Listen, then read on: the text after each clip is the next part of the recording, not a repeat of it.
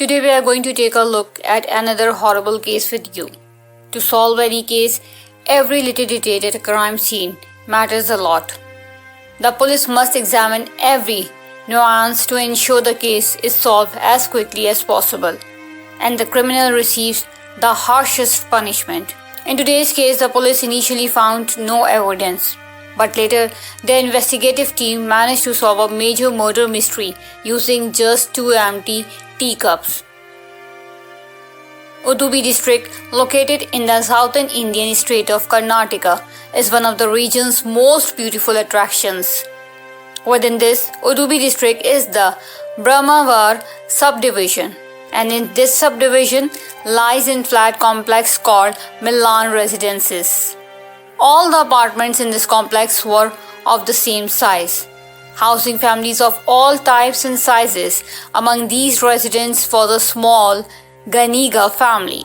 This family consisted of Ramakrishna Ganiga, his wife Vishala Ganiga, and their 7-year-old daughter RV. Ramakrishna and Vishala were married in 2010 through a fully arranged marriage.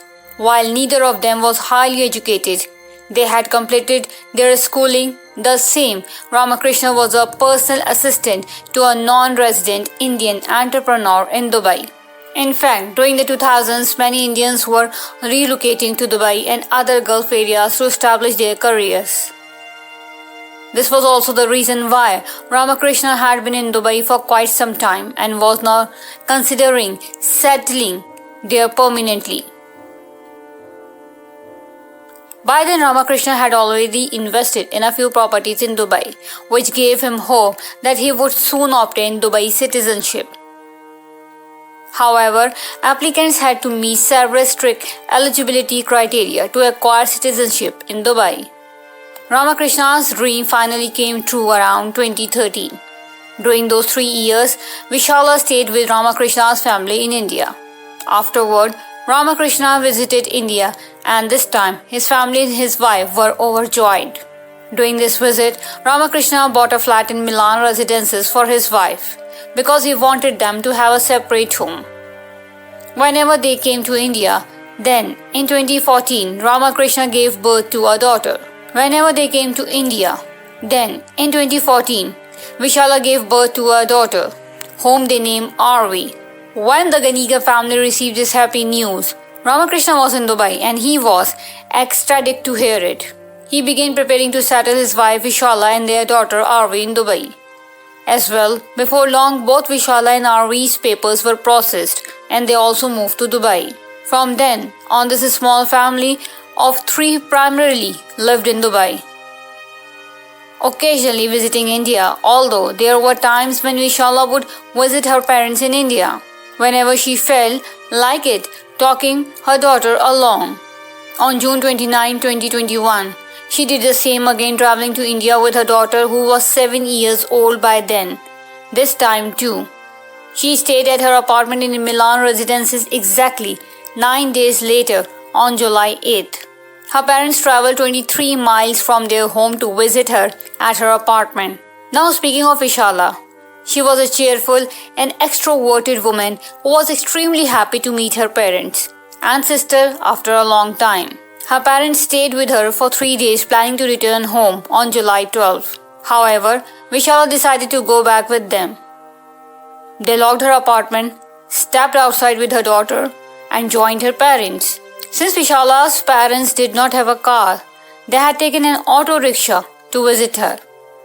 So outside her flat, Vishala hailed an auto rickshaw passing by and booked it directly for her parents' house. After this, they traveled for about 40 minutes and reached Vishala's parents' house. However, on the way, Vishala received a call from her husband, Ramakrishna. He told her, "I just transferred some money to your account and you need to withdraw it from the bank." Because of this, Vishala left her daughter with her parents and told them, "Ramakrishna had sent me some money, so I need to go to the bank." She then took the same auto rickshaw to the Canara Bank branch in her area. After finishing at the bank, Vishala had to travel another 40 minutes back to her flat, and by then it was around 11 a.m. Ideally, Vishala should have returned by 12 p.m. as she needed only 15 to 20 minutes at the bank and another 40 minutes to get back to her parents' house. But time passed, and by 2 p.m., Vishala still had not returned to her parents. Concerned, they tried calling Vishala, but her phone was unreachable. They made multiple attempts to contact her, but she did not answer even once. This caused her family to become increasingly worried, as Vishala had never done anything like this before. To make matters worse, the sun was slowly beginning to set. But then, during all this, Vishala's father gets the thought that their daughter might have stayed in her apartment. So Vishala's parents go to her apartment in search of her. Once there, Vishala's father rings the doorbell several times and knocks on the door. But there is no response from inside. However, within seconds, they realize that the door is not fully locked. It was simply closed without locking. After this, Vishala's father pushes the door forcefully and it opens. As soon as they enter the apartment, they are shocked by the sight inside. The entrance of Vishala's apartment is in complete disarray, with items scattered everywhere, holding on to the hope that nothing terrible has happened. Vishala's parents proceed to her room, but inside the room, they see Vishala lying unconscious on the floor near her bed. Seeing this, her parents panic greatly. Even so, Vishala's father checks her breathing and pulse, but she is not breathing. Realizing this, both of them understand that someone has murdered their daughter. Once it's confirmed that Vishala has passed away, her parents are devastated. Vishala's father then immediately calls the Brahmawar police station and reports the entire incident. Hearing about the situation, the police arrive at the Milan Residences building within minutes. Upon seeing the condition of the Vishala's apartment, the police initially suspected that a robbery had taken place. They also noticed bluish marks on Vishala's neck and a phone charger lying near her body. Additionally, Vishala's father informed the police that when his daughter left their house that morning, she was wearing several pieces of jewelry including gold bangles, a Mangalsutra, rings and earrings. Following this, the police immediately summoned a forensic team who spent some time investigating the scene. The police then advised Vishala's parents to inform her husband Ramakrishna about the incident. However, Vishala's parents were still in shock and could not believe that their daughter was no longer alive. As a result, they had not informed her husband Ramakrishna about the tragedy. But after repeated urging from the police, they reluctantly called their son-in-law. Upon hearing about Vishala's murder, Ramakrishna broke down in tears. Vishala's parents tried to console him, saying, "Son, be strong. Now, what was supposed to happen has happened." For a moment, Ramakrishna was speechless. But after a brief pause, he controlled his emotions and said, "I am coming to India by taking the tomorrow's flight." After completing their investigation at the scene, the forensic team sent Vishala's body to the hospital for the post-mortem examination. After this, the police thoroughly searched Vishala's house and discovered that the remaining money and valuable items in their house was also missing. After seeing this and listening to Vishala's father, it was confirmed that someone has entered Vishala's apartment with the intention of theft. However, when Vishala resisted, the thief strangled her with a charging cable. Then, the thief took all the jewelry Vishala was wearing along with the other valuables in her house. Following this, the police registered a murder case for Vishala and began investigating. The next morning, July 13th, the news of Vishala's murder was all over the local newspaper and news channels as headlines. This case involved the murder of an NRI woman. So the police knew they needed to solve it as soon as possible. After this, the police spoke to Vishala's parents, who informed them that Vishala had planned to stay at their house. However, before reaching home, they received a call from her husband, after which she told them she was going to Canara Bank because her husband had sent some money. Hearing this, the police were faced with a question. If Vishala was only going to the bank, then why did she go to her apartment? The police then went straight from Vishala's apartment to Canara Bank. Upon inquiry, they learned that Vishala had never arrived at the bank door. This raised another question. Did Vishala lie to her parents? However, after this, the police also questioned Vishala's parents about Vishala and Ramakrishna's relationship. In response, they told the police that the couple's married life was going very well and that they had been married for 11 years. While the police were still questioning Vishala's parents, one of the officers noticed 2 empty teacups on the dining table. The officer was not surprised by the presence of the 2 empty teacups, but rather by the fact that both cups still had some leftover tea in them. This raised questions because according to Vishala's parents, when she left for her parents' house, she had cleaned all the dishes thoroughly and locked her apartment. Upon noticing this, the officer went to the kitchen and found a pot on the stove that still had tea leaves and some leftover tea. Seeing the 2 cups in the pot, the police began to suspect that someone had been at Vishala's apartment. Moreover, the presence of 2 teacups clearly indicated that whoever visited Vishala's apartment before her death was not a stranger.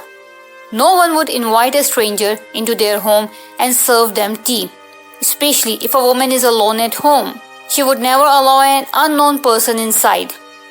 This made it evident that whoever had visited Vishala's home before her death knew her very well. Now, the officer informs his seniors about the matter. But the challenge was how the police could determine who had visited Vishala's home before her death. The problem was that the apartment complex where Vishala lived had no cameras installed anywhere in the entire building. This was odd, because such a large apartment complex should have had at least some CCTV cameras. Anyway, later that day, the area's superintendent of police formed 4 separate teams. One team was tasked with thoroughly reviewing all the CCTV cameras installed in the vicinity.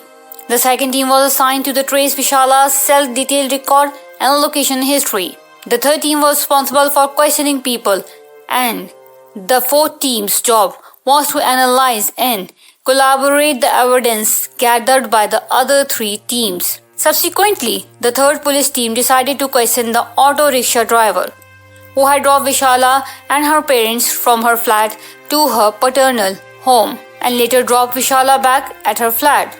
The police then set out to locate the auto rickshaw driver, who was eventually found at an auto rickshaw stand. The driver informed the police that Vishala had initially asked to be taken to Canara Bank, but later changed her mind and asked to be dropped off at her flat instead. The driver confirmed dropping Vishala outside her flat but claimed to know nothing about what happened afterward. The police verified the auto rickshaw driver's statement with the apartment staff and other witnesses who had seen Vishala getting out of the rickshaw. They confirmed that the driver had dropped her off outside the building and then left. Now, the police here also discovered that Vishala traveled between Dubai and India more frequently than her husband, Ramakrishna. She often came to visit her parents. However, this time when Vishala arrived in India on June 29, 2021, her purpose was different. She needed to settle the division of some ancestral property, a task that was completed by July 7th. At this point, the police speculated that someone might have taken revenge on Vishala due to the property dispute. They investigated this angle thoroughly, but nothing substantial came to light. Subsequently, another police team confiscated Vishala's cell phone and began examining it. They discovered that Vishala's last call was a WhatsApp call made by her husband from Dubai. Apart from this, there were no other calls from any unknown person that could raise suspicion. The police then traced Vishala's location on the day of the incident and found that while she had left her parents' home, she never reached the bank. In fact, shortly before she was supposed to arrive at the bank, she received a WhatsApp call from her husband After this call, she instructed the auto rickshaw driver to take her to her flat instead. This raised a critical question. Vishala urgently needed to go to the bank. So what did her husband tell her that compelled her to return to her flat immediately? The answer to this question could only come from Vishala's husband, as WhatsApp calls are not recorded. Meanwhile, by the evening of July 14th, Ramakrishna's landed in India. After this, on July 15th, Vishala's funeral takes place, and as a husband, Ramakrishna's performs all the rituals that are required. But everybody was sad that Vishala left him at such a young age, and the biggest sorrow was that she left behind their 7-year-old innocent daughter alone. However, during all the funeral rituals, the police were waiting, and once Vishala's funeral was completed on July 15th, the police began questioning Ramakrishna's. Initially, the police asked basic questions like whether he suspected anyone in Vishala's death or if he or Vishala had any enemies. In response, Ramakrishna said that they had no enemies. Anyway, after this, the police asked Ramakrishna that he had called Vishala last, and after that, she neither spoke to anyone nor received any other calls. They also asked what he said to Vishala that made her decide to come to her flat before going to the bank. At this point, Ramakrishna started giving evasive answers, and the police felt that he was hiding something from them. However, at that time, the police did not press him too much. Afterward, the police checked Ramakrishna's call details, but they didn't find anything suspicious. But when the police checked his WhatsApp, they found that before and after calling Vishala, Ramakrishna had made 2 calls to an unknown number. After this, when the police retrieved the details of that number, they confirmed that somehow behind Vishala's death, her husband Ramakrishna was involved. The police then told Ramakrishna, now just admit that you killed your wife. However, Ramakrishna continued to deny it, and then the police presented some evidence to him. After seeing all the evidence, Ramakrishna completely broke down and confessed that he had indeed arranged for his wife's murder. In fact, Ramakrishna had been planning to kill his wife Vishala since February 2021. After that, Ramakrishna began searching for a person who could help him kill Vishala. One day while having lunch at his office, Ramakrishna asked his friend Dharmendra Kumar, "What should I do if I want to have someone killed?" In response, Dharmendra said that it was completely possible and that he would not need to be involved directly. He could even have someone killed while sitting in his office. It was at this point that Ramakrishna first learned about contract killers. Ramakrishna then started asking Dharmendra if he knew any contract killers, and Dharmendra gave him the number of a man named Swami Nathan. In fact, Swami Nathan was a contract killer who would kill anyone for money. However, when Ramakrishna first spoke to Swami Nathan, it was during that time that Dharmendra personally called Swami Nathan from his own phone. In this context, Ramakrishna travels to India in March 2021, where he meets Swami Nathan. During their conversation, a deal to kill Vishala is finalized for 500,000 Indian rupees, which is approximately $5,850. Ramakrishna gives Swaminathan an advance of $2,300, which is 200,000 Indian rupees. The remaining $3,500, which is 300,000 Indian rupees, were promised to be transferred to Swaminathan's bank account immediately after the murder. Additionally, Ramakrishna tells Swaminathan, "It will take some time to carry out this job because I will be taking Vishala to Dubai, but she will return to India in June. And at that time, she will be alone and it will be easier for you to kill her." Swaminathan finalizes the deal and involves his friend Rohit to help kill Vishala. Before returning to Dubai in March, Ramakrishna takes Swaminathan and Rohit to his apartment and introduces them to his wife Vishala. Here Ramakrishna tells Vishala, you travel between Dubai and India frequently, so if you face any issues in India, you can call my these friends and they will help you. In this way, Vishala's two killers are introduced to her. According to the plan, Ramakrishna along with his wife and daughter returns to Dubai at the end of March. But then, in the last week of May, Vishala decided to go back to India because she had to divide her ancestral property. On July 7th, the property papers were signed and Ramakrishna had already decided that on July 12th, he would have Vishala killed at any cost. So 2 days before July 12th, on July 10th, the two hired killers, Swaminathan and Rohit, arrived and stayed near Vishala's flat in Brahmawar. The simple plan was that when Vishala would be alone in her apartment, Swaminathan and Rohit would go outside her apartment. Under some pretext, they were confident that Vishala would open the door when she saw Swaminathan and Rohit, and then the two of them could easily kill her. However, on July 8th, Ramakrishna found out that Vishala's parents and sister were coming to her apartment and would stay for a few days. Ramakrishna assumed that they would stay for 2 to 3 days and leave by July 11th. But on the night of July 11th, Ramakrishna learned that Vishala's parents would be leaving for their home on July 12th.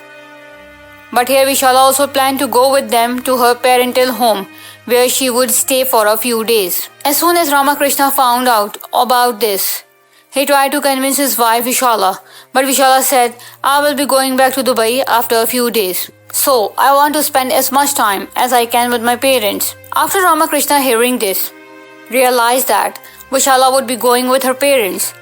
For this reason, he did not try too hard to convince her.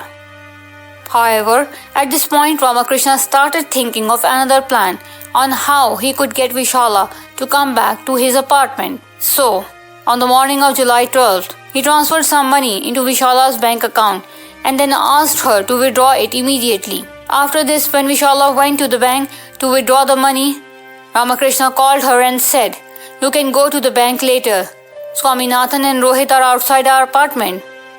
They have a parcel with them, and I have sent some gifts for you, as well as some things for Arvi's birthday. Hearing this, Vishala got very excited.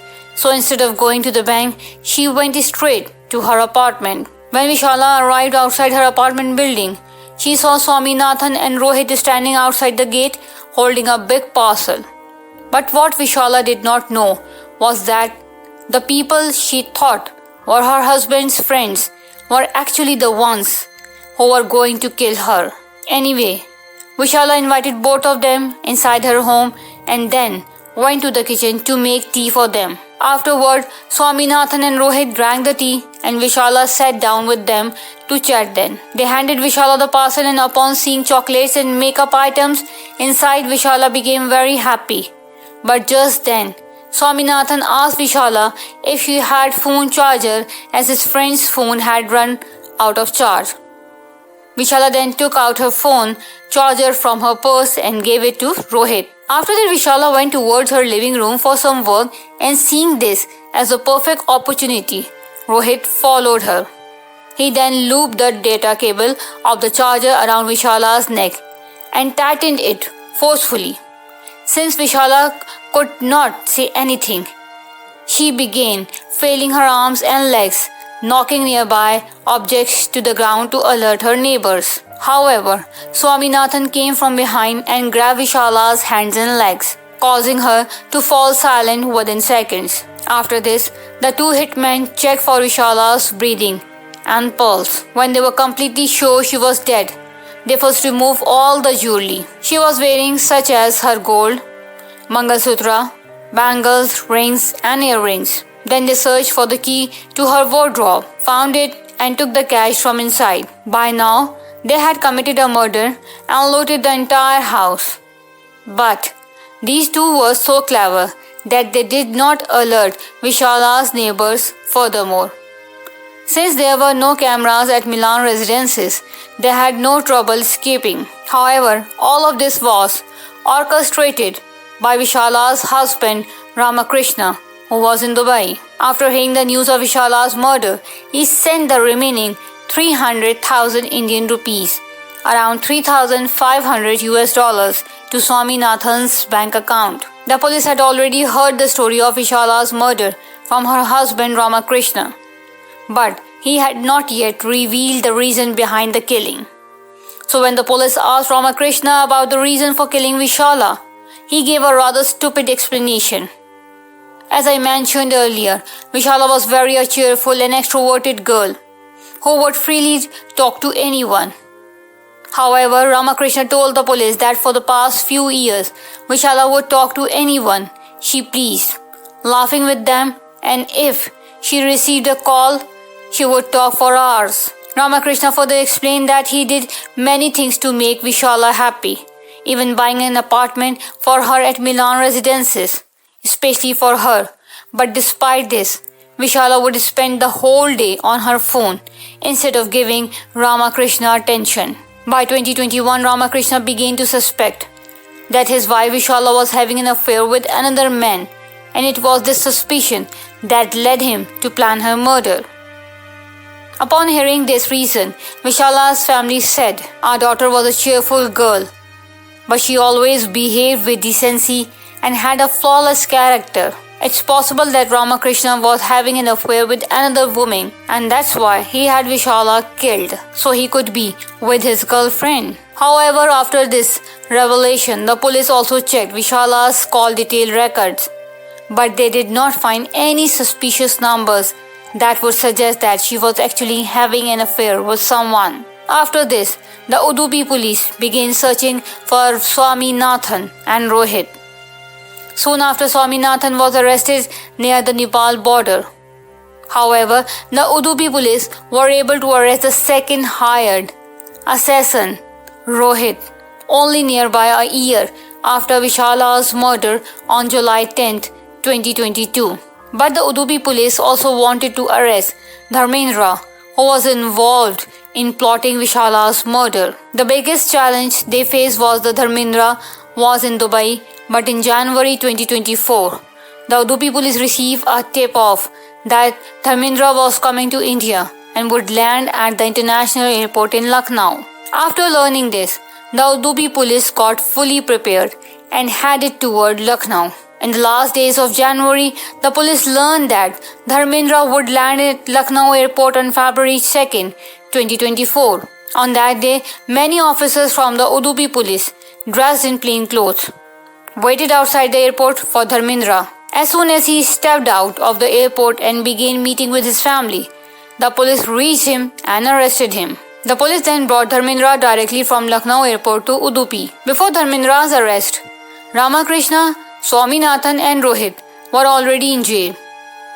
Later, the police also put Dharmendra behind bars, and the latest update in this case is that all four accused are still behind bars and will likely remain there for the rest of their lives. So with that, the Vishala Ganiga murder case comes to an end right here. If you appreciate our efforts, like and share this video. If you haven't subscribed, do so now. Thank you.